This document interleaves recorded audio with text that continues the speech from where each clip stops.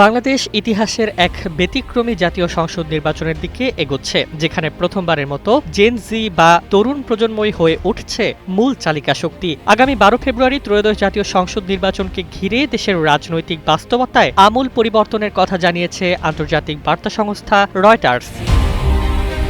রয়টার্সের এক প্রতিবেদনে বলা হয়েছে, সাবেক প্রধানমন্ত্রী শেখ হাসিনার শাসনামলে নির্বাচন মানেই ছিল বিরোধী দলহীন মাঠ, বর্জন আর গ্রেপ্তারের চিত্র। কিন্তু এবার সেই চেনা দৃশ্য আর নেই। নিষিদ্ধ আওয়ামী লীগের অনুপস্থিতিতে মূল প্রতিদ্বন্দ্বিতা গড়ে উঠেছে বিএনপি ও জামায়াতে ইসলামীর নেতৃত্বাধীন জোটের মধ্যে।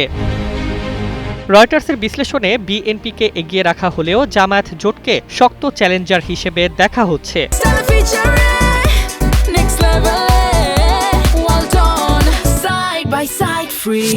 বিশেষ করে গণ অভ্যুত্থান পরবর্তী তরুণদের নিয়ে গঠিত জাতীয় নাগরিক পার্টি এনসিপি জামায়াত জোটে যুক্ত হওয়ায় নির্বাচনে নতুন মাত্রা যোগ হয়েছে। বিএনপি চেয়ারম্যান তারেক রহমান দাবি করেছেন, তার দল সরকার গঠনের মতো আসন পেতে যাচ্ছে।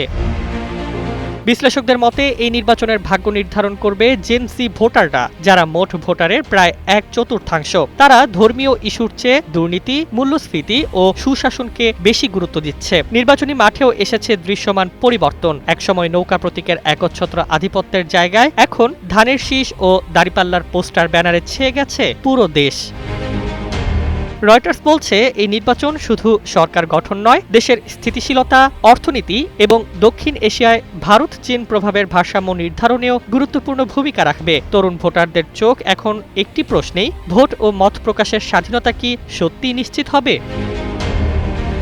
Desk report, Bangladesh bulletin.